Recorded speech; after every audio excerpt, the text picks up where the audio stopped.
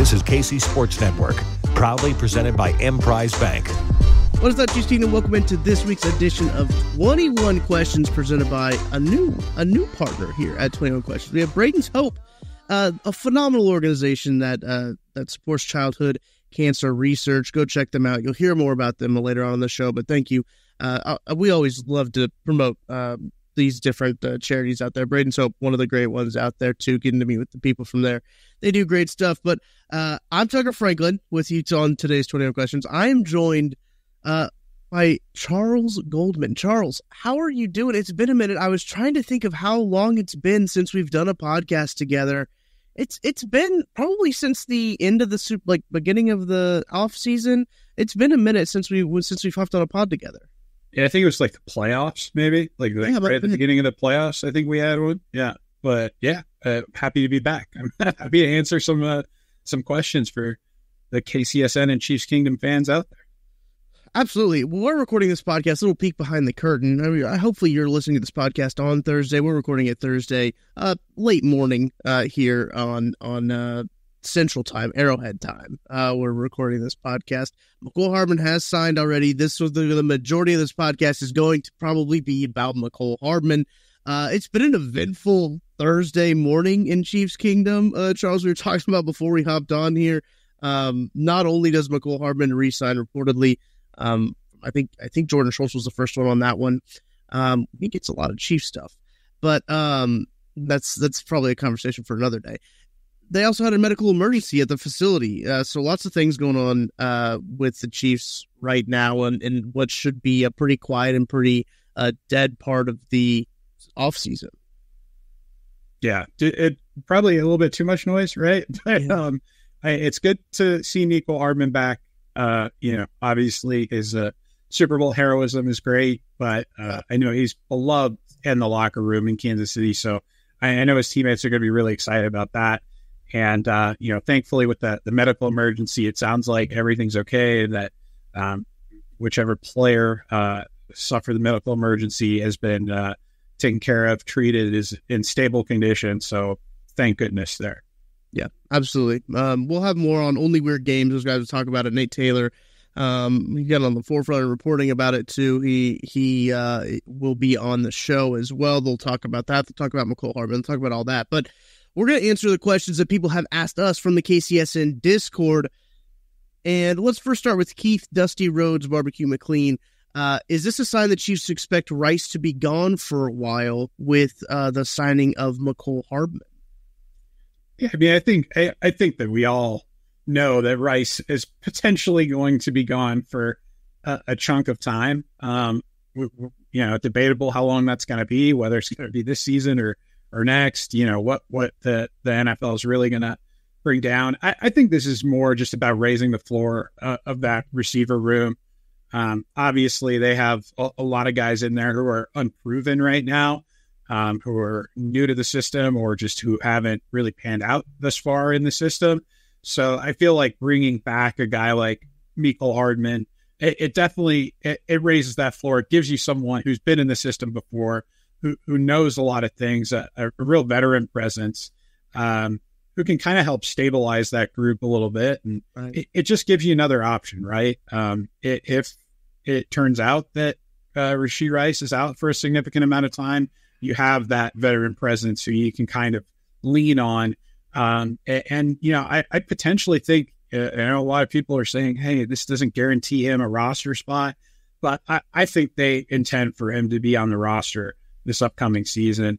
I think they'll be happy to see that. Now, obviously, last year he comes back after spending time with the Jets, and he's not really quite what you expected him to be coming back into the system. It really took until the Super Bowl for that trade to feel like it paid off for Kansas City.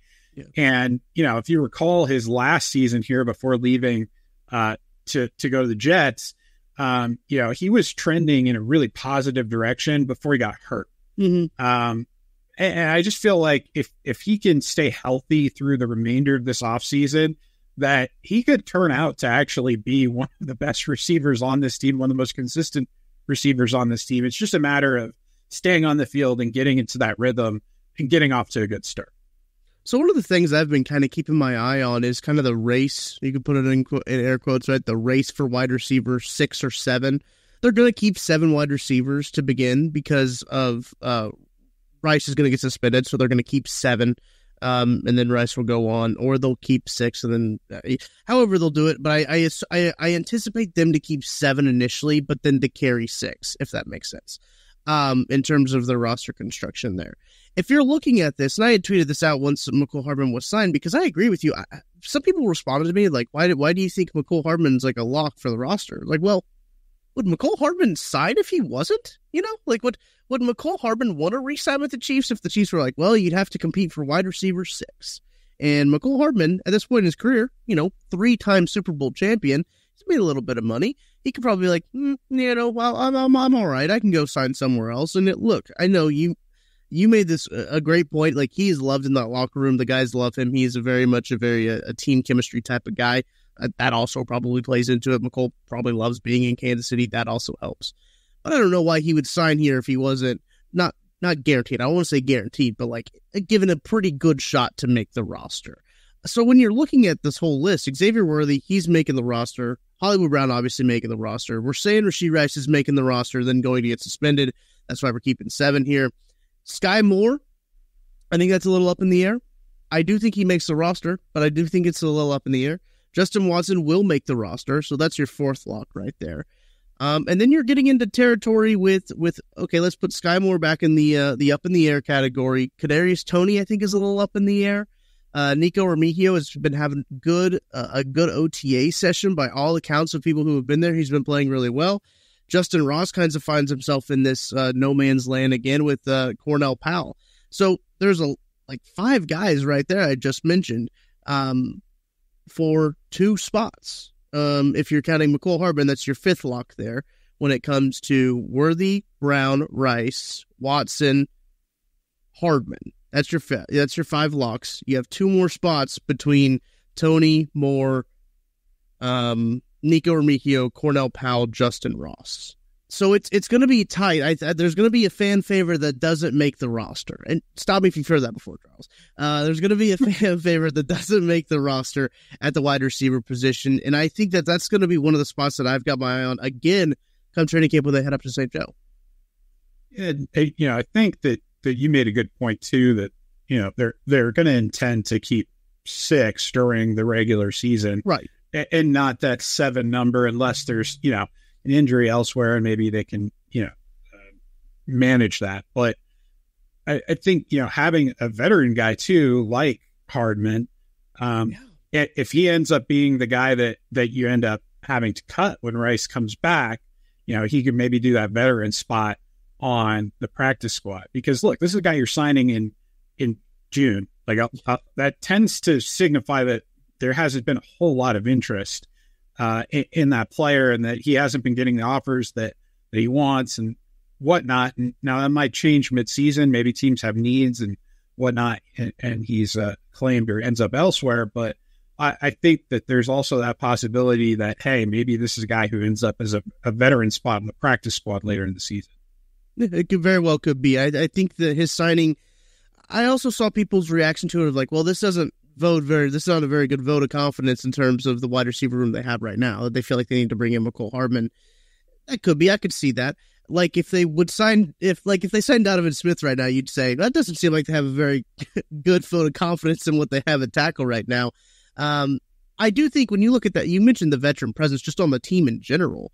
You're looking at Hollywood Brown, a guy who this is his first year here. Rashee Rice, who is going to be suspended for, let's just say, half the year for sake of a conversation here, and who's been in the scheme for 1 year. Xavier Worthy, who is a rookie, and you have Sky Moore, who struggled. Kadarius Toney, who has struggled. Justin Watson is now your veteran in that room in terms of knowing the offense. Now you bring in a guy who's been in this offense for years and has won 3 Super Bowls with your team. Look, I don't. It's not going to hurt the team at all. Like I think a lot of people are seeing this and like, oh, why can't we quit Mecole Hardman? What the heck? What's wrong with this? Mecole Hardman, if he comes in as wide receiver 5, there's nothing wrong with that. He knows the offense. I think he can be a really good asset as a role type wide receiver. I think it's a perfect signing. Now, at the time we're recording this podcast, we don't know the contract. I can only assume it's a 1-year vet minimum type deal. I would be shocked if it was anything higher than that, truthfully. But at the time of recording, we don't know what that is. Yeah, maybe they give him some incentives or whatnot related to the Super Bowl stuff. I mean, obviously he caught the game winner last year. Maybe they give him a game winner incentive again. Who knows? Yeah, the game winner incentive is a great add-on too, and it's also not likely to be earned, right? So you can push it on to the next year cap. Look, I think that's great. I think that is a great. Andrew Schneider, I just want to shout him out here. He asks kind of a similar question: is the Hardman signing part of the Rashee Rice insurance, or something they likely would have done anyway? I think that's an interesting question. Do you think? I guess I'll ask you this, Charles. If Rashee Rice wasn't in trouble, do you think they'd rescind Mecole Hardman?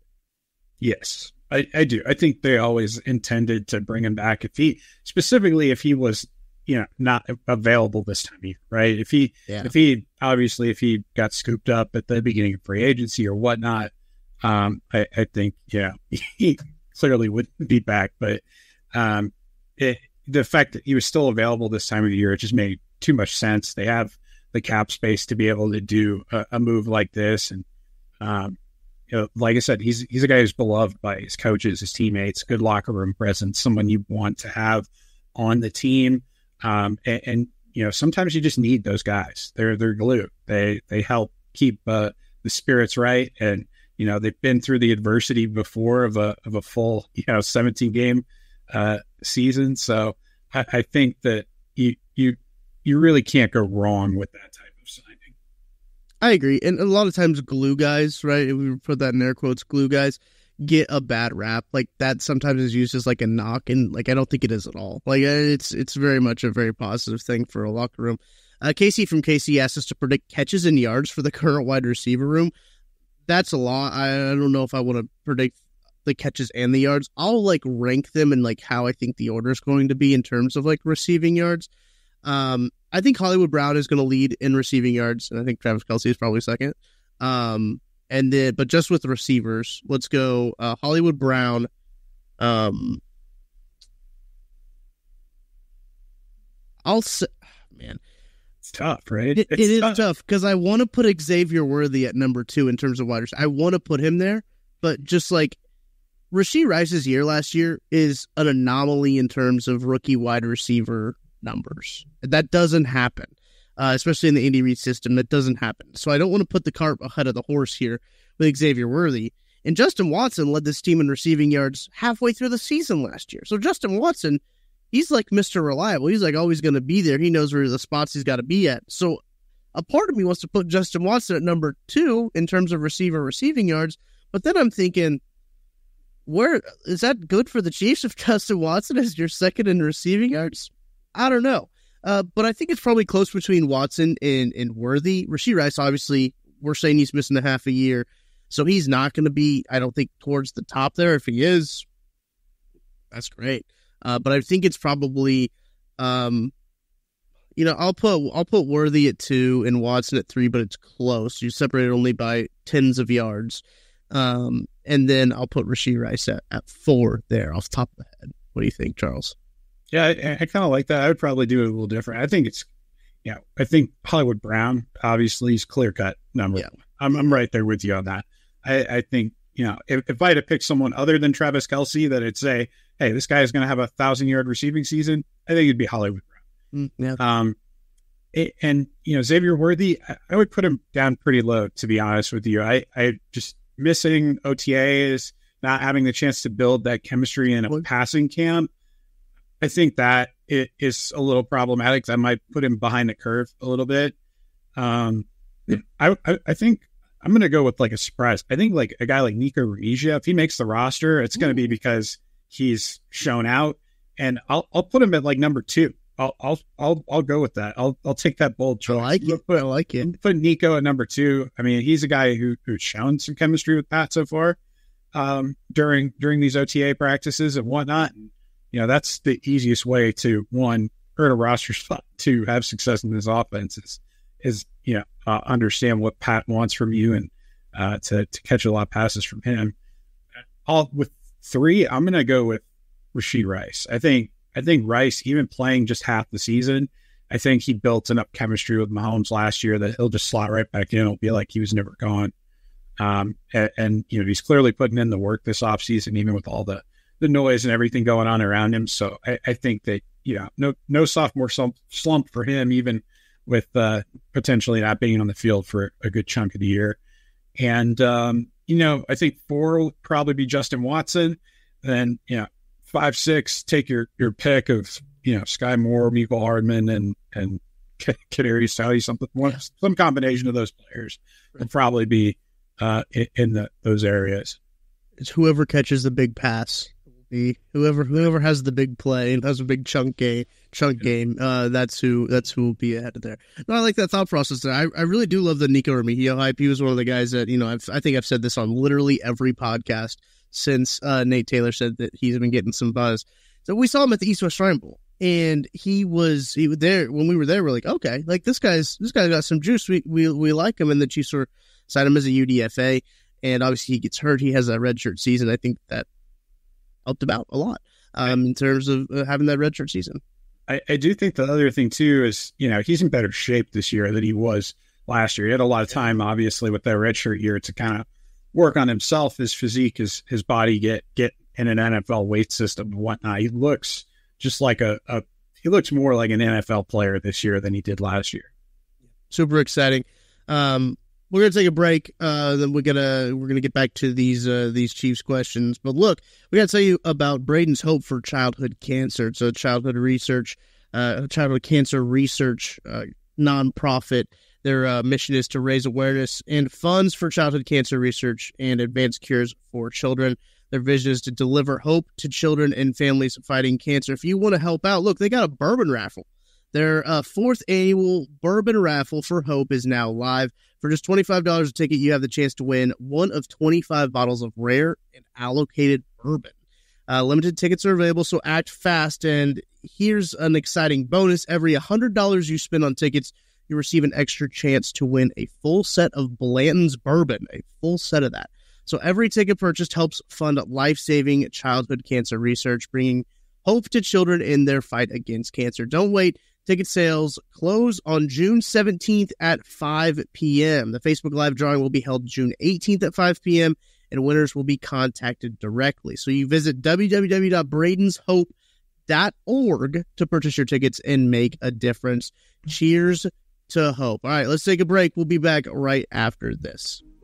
We appreciate you supporting KC Sports Network by listening to our podcast. You have helped us become the highest-ranked Chiefs podcast network in 2022 and 2023. And don't forget about our daily Substack newsletter, the best written analysis you can find on the Chiefs straight to your inbox every day. kcsn.substack.com. I'm just going back through these questions here, Charles, and I saw this one from CMoose7. Why can't Casey fully quit Mecole? I think we've already answered that, but I just thought it was a funny question to give a shout out there to C Moose. Casey from Casey also asks, who and how do the Chiefs line up to receive kickoffs this year, and biggest opportunities for which players? I do think it's interesting. Maybe Mecole Hardman can help out in this kickoff return game. We heard a lot about it last week with Dave Tope stepping to the podium and what all they've been trying to do on the kickoff side of things. I think a lot of the attention has been on the return side of things, but on the kickoff side of things, he talked about, using different kickers, Luis Reed-Sammet, Justin Reed as well. So I think that there's a lot of combinations they can do, but return wise, I think there's also going to be a lot of opportunities for guys to make the roster by just being return specialists. Yeah. I mean, here's the thing about the new kick return rules. The way that it's blocked up now, it's a lot more like run blocking. So you're going to see, I think, a lot more like plays called. Like there's going to be plays designed, plays called. You're going to see running some iteration of counters, some outside zone, inside zone, duo. Just they're going to have all these like different type run style plays that they're going to be able to really get creative with. I think the one thing too that we're going to see a lot of is there's going to be a lot of 2 kick return specialists in the backfield, awaiting a catch. And you're going to have kind of like an up back who catches the ball, and you're going to have someone behind him waiting for a pitch. Like that's something that we're going to see, I think, consistently around the league. So, having someone like Luis Rezamet, who has the rugby skill set, right? I think that's going to be huge for the Chiefs. But then also having, someone, another real speed guy back there could definitely be beneficial, whether it's Xavier Worthy, whether it's Mecole Hardman, whoever. Having him as that pitch man, that could potentially be a deadly play for the Chiefs. Especially what I've noticed in the limited clips that have been out from OTAs, right? Also, the Chiefs' social media department and internal video team, very good at being able to shoot very tight for you not to be able to tell what all is going on. But in some of the clips I've seen from just like the news people being out there, the media being out there, Luis Rezamet, when he's returning, I watched a clip of him returning it, and when he tossed the ball back, he did the little rugby hip toss. So like if he can get out there and rugby hip toss it across the field, we might be cooking onto something. Like that, I do think that like he does probably have a hard time making this 53-man roster, right? When you start to look at how the roster is constructed currently, I think he's got an uphill battle. But as a practice squad call up, maybe he can make some noise there in terms of how it could be. But very interesting on how they're approaching this new rule, and I do think it was very good by the NFL to say like, hey, we're going to do it for a season and see how you like it. They first wanted to do it for just the preseason, and then the coaches were like, that doesn't make any sense. Why would we spend so much practice time learning for something that we would do in 3 games and then have to throw it out the window? So doing it for a season on a trial basis, I think it's going to add so much more to the game. Like, I think it's going to be more interesting. I'm very excited to see how it's implemented, and I would want to see like the first one taken back for a touchdown. I think that would really like sway a lot of people's opinions on it. They're just like, oh, all right, well that's okay. We can play with this. We can mess around with it. But I do think the rule is very fun. I do find it kind of ironic that the UFL's not using this rule and they're using the regular kickoff rule again. But as the NFL's going to the old XFL rule, they're using regular kickoff. But I this could prove just again how Dave Toub is highly regarded in this league. I mean, him finding innovations in this style of kickoff and kickoff return could be huge for him, maybe even landing a head coaching job. I know that's been talked about before, but yeah, if you can find ways to innovate, especially with a new rule like this, it's going to be huge. I was just talking about this change in a meeting actually, but before this, and I was saying I've never been so excited for like a Hall of Fame game because I just want I just want to see it like in action. I mean, I'm going to see it at training camp, I'm sure, but I really want to see it like in action between 2 opposing teams and see how it all works and see some of the creative stuff that these coaches come up with because, it's uncharted territory. And I feel like there's going to be like a bit of a steep learning curve. The teams that aren't good at it are going to be very much so not good at it. Teams that are really good at it are going to have a true advantage. So, having someone like Dave Toub in charge there, who's kind of been, this stalwart veteran presence in special teams, throughout his career. I think there's no better person for the job who can really come up with some cool stuff. And, whether it's using Luis Rezamet or, some of the other guys on the team, there's going to be some fireworks to be seen on special teams this year. I'm excited. I'm also excited for this next question. Apes of Spades asks, over under 0.5 offensive lineman touchdowns this year. I'm going to take the over. I'm going to take the over. You got so many new offensive linemen in there. You just know that they're practicing, Andy's trying to figure out which one of them's the best at catching passes to know who's going to get that Nick Allegretti touchdown. Trying to think when the last offensive lineman touchdown would have been. Well, wasn't it a Steelers playoff game? Wasn't that with Nick Allegretti? I think that was the one. I think so. That's the last one that stuck out in my head. I don't know if they've run anything for it. Didn't they run a play that was designed for an offensive lineman, but then they ended up doing like the shovel that was attached to it? I think it was in Super Bowl, not last year's Super Bowl before that, I think they had a play that was designed for Andrew Wiley, right? That Yes. there's that Pokemon play. Uh-huh. I think the play call was a Pokemon play, but it's supposed to go to him, but something happened. I think the play was covered up. Or That's right. They ended up having to do like the tunnel pitch or something. yeah. The tunnel play that they always do. Yeah, I remember that. Look, Patrick Mahomes is going to throw it a behind-the-back pass. Imagine if he does a behind-the-back pass to an offensive lineman. The internet would break, I'm pretty sure. Yeah, that'd be crazy. I saw the one to Carson Steele the other day, and I was like, no look, behind-the-back pass. Woo! And it looked like they were just kind of messing around. But yeah, you know that, Pat has said before, they've called plays where he has the option to do that behind-the-back pass. So, I feel like it's just a matter of time. It's a matter of time. It's coming. It really is. It really is just a matter of time. Here's one from Dylan26. If the Chiefs move to the Kansas side, should they put a dome on the stadium?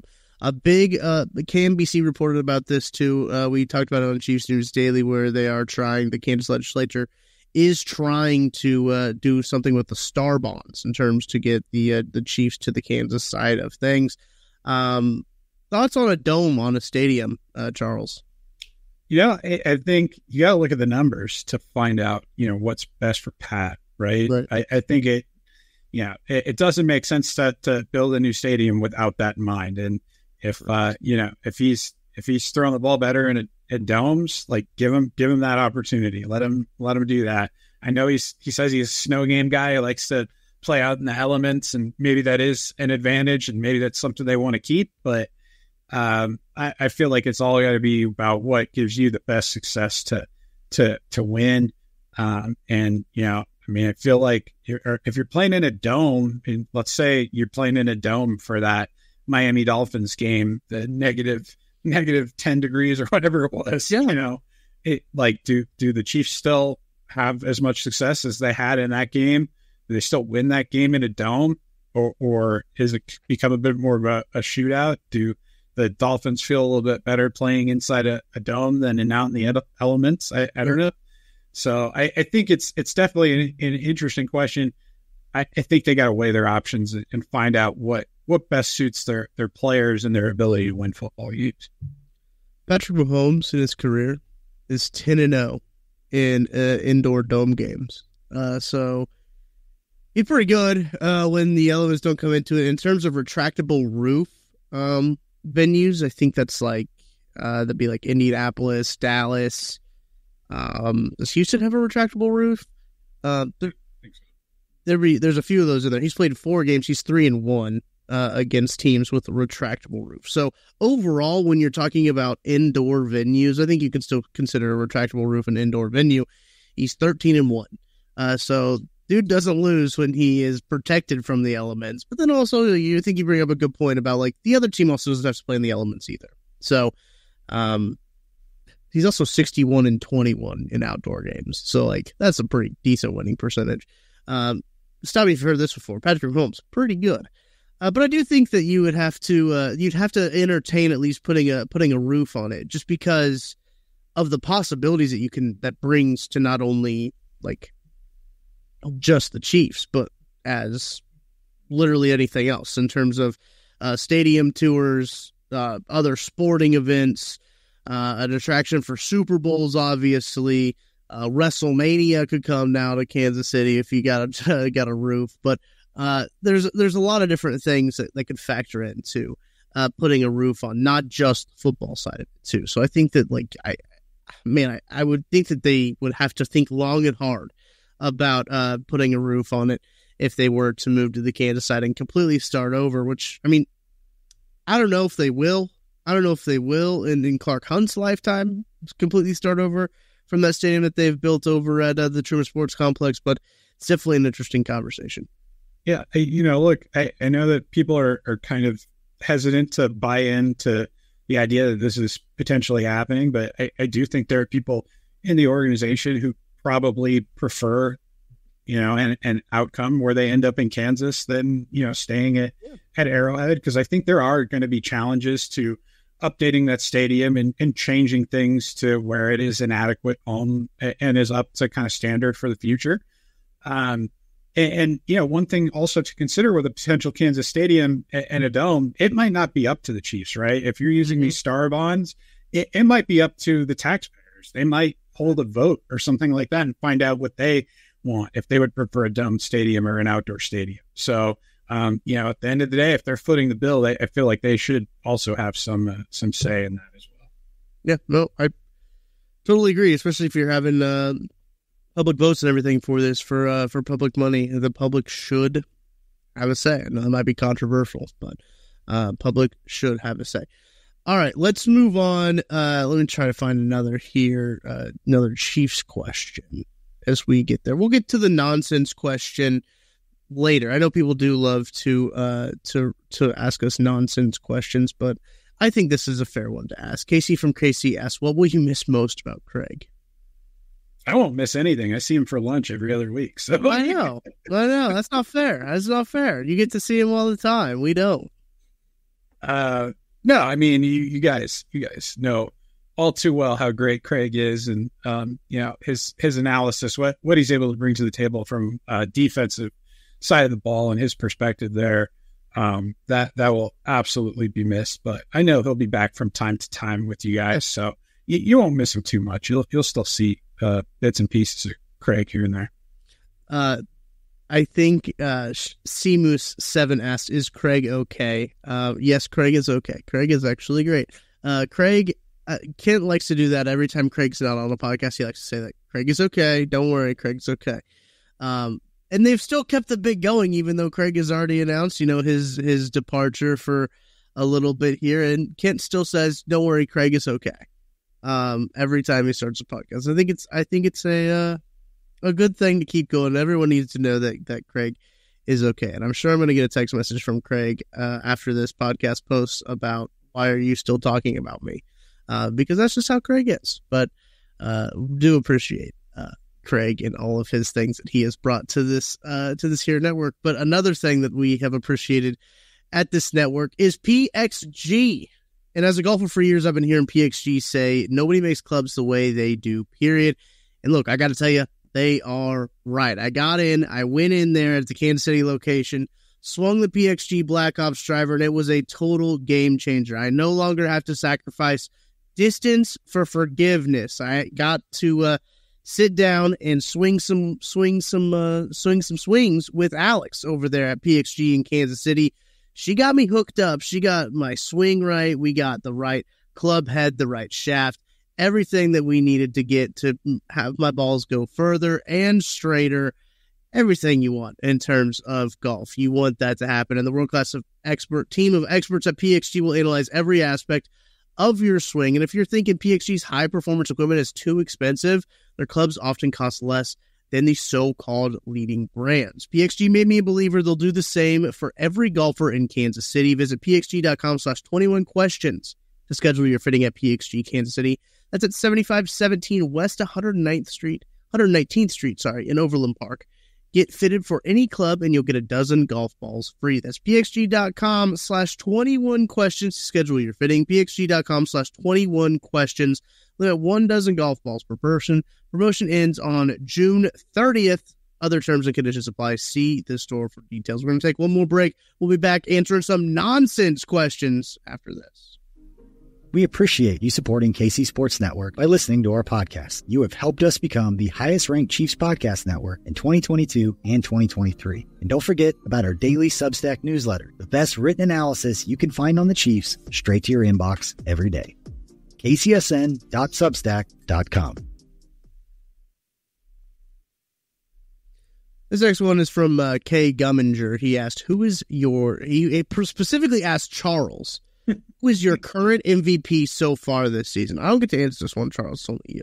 Yeah, my Casey current MVP so far this season. Obviously, I probably would have said Gabby before her injury. That was very. I'm still saddened by that one. I hope she's doing well and gets back to where she was. I'll say Temwa is probably my MVP. She's just phenomenal. Oh my goodness.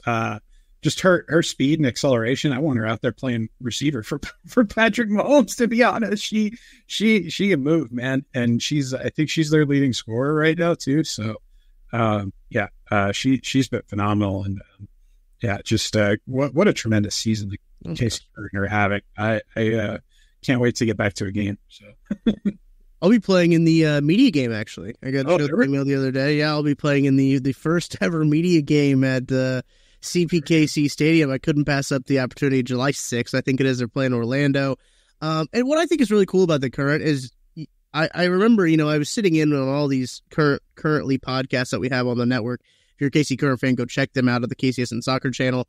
We have both sporting and KC Current podcast. Sporting is in a little bit different of a spot right now than the KC Current are, but it's a great time to talk about the KC Current. What I think is so cool is you're seeing all of their offseason acquisitions like have big impact on their season.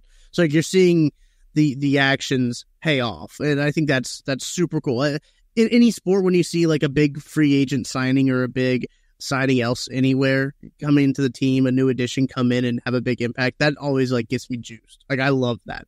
Just like especially from like a front office like roster building perspective, how much like work they put into that stuff, then to see it actually pay off is insane. So that's what I really think is super cool, is like they saw what they needed, they addressed it in the off season, and it's paying off. I think that's really cool. All these new additions are being incredible, and obviously Lola Bonta is still incredible. Like they still have their core of people there too that are great, and off to a great start. I mean, they're off to a great season. They play I think a team that's 13th in the standings right now, coming up next. But look, they're not overlooking them. Vlatko, guy from Kansas City. My girlfriend Tara played youth soccer against him all the time, and with his youth soccer team. So it's cool to see a guy who has Kansas City ties now coaching the Kansas City team, having success with it. It's super cool. I don't think you could write a better story, truthfully.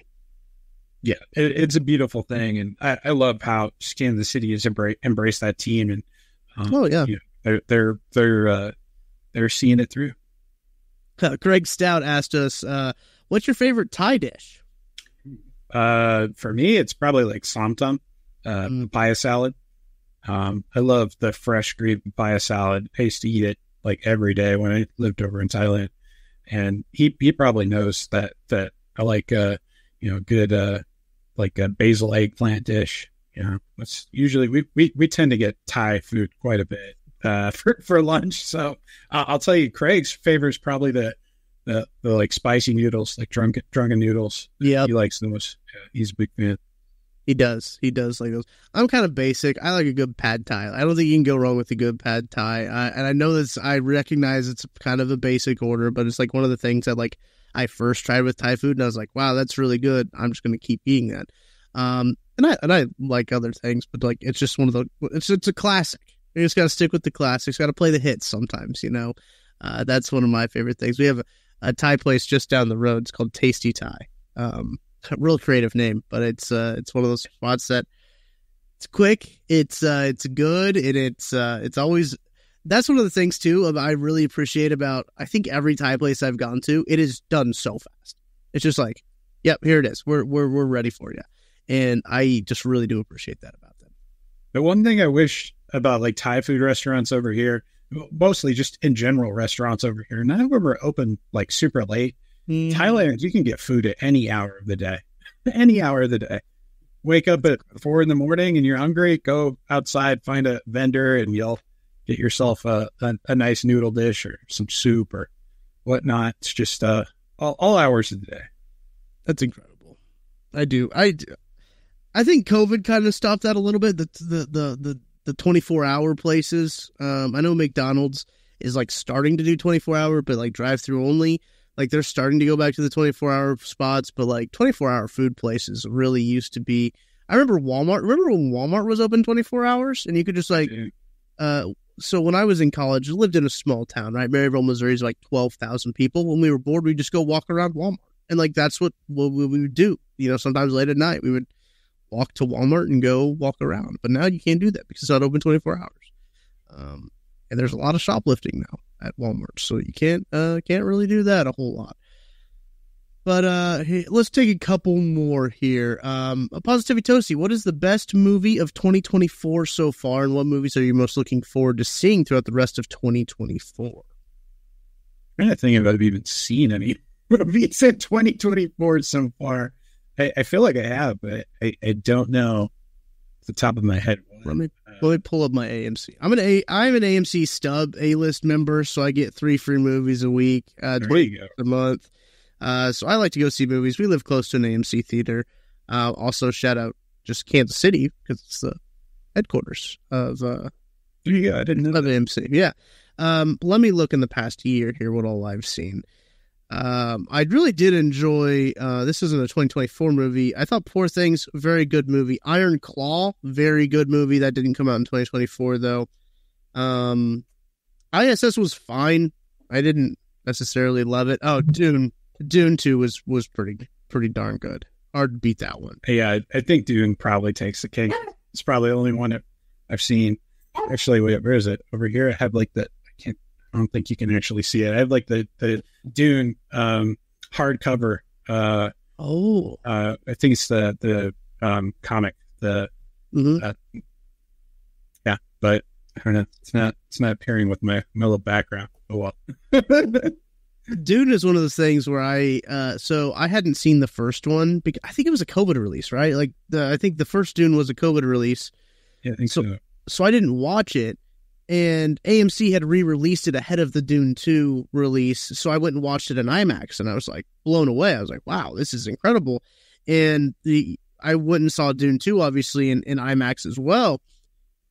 Incredible movie. It's an incredible film. It's very good. Go watch it if you haven't watched it already. I've seen Civil War. Challengers I thought was good. The ending is a little bit lackluster in my opinion.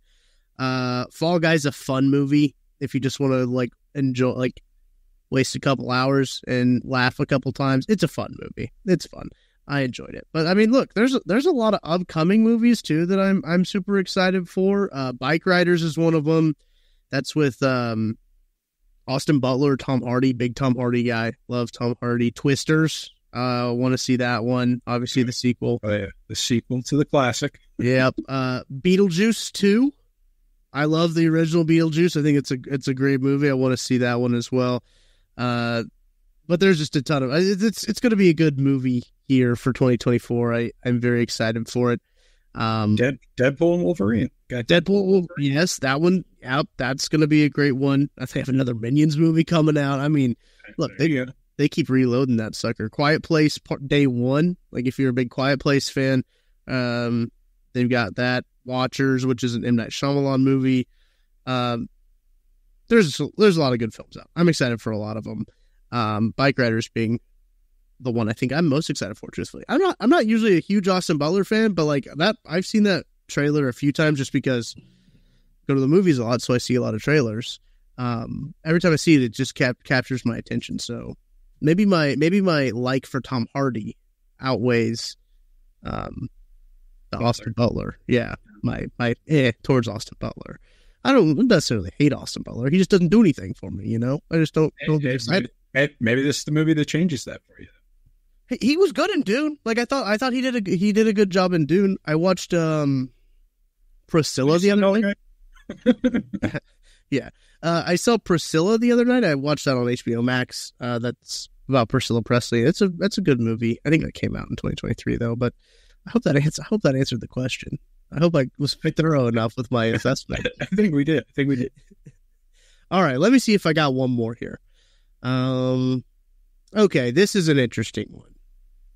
We'll end on this one. Who is the most overrated chief of all time? That's hard. I know. I don't want to hurt anybody's feelings, man. It's tough. Can't put me on the spot like that. The most overrated. Yeah, I don't like that question. I'm changing it. Who do you think the most underrated Chiefs player is of all time? And Seamoose responded here, why is DJ the most underrated Chief in the last 20 years? But who do you think the most underrated Chief is? Most underrated? Yeah. I feel like I have like a tweet that I like quote tweeted one of my colleagues earlier this week with something similar, and I put Ron Parker. Yeah, that's good.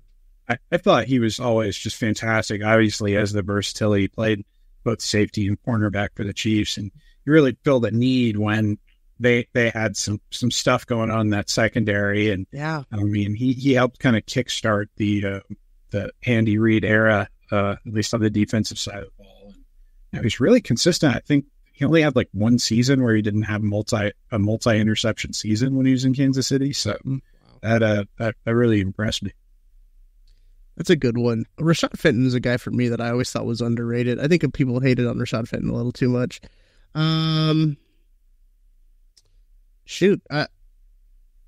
is a good one. Like DJ was very good, and like that's the thing too. Is like another one that came to my head is like Eric Berry. I feel like nationally maybe he wasn't as recognized as we recognize him here in Kansas City, and maybe that's where it's coming from. Like DJ might not have got the national recognition that he did. Maybe as if we gave him here in Kansas City.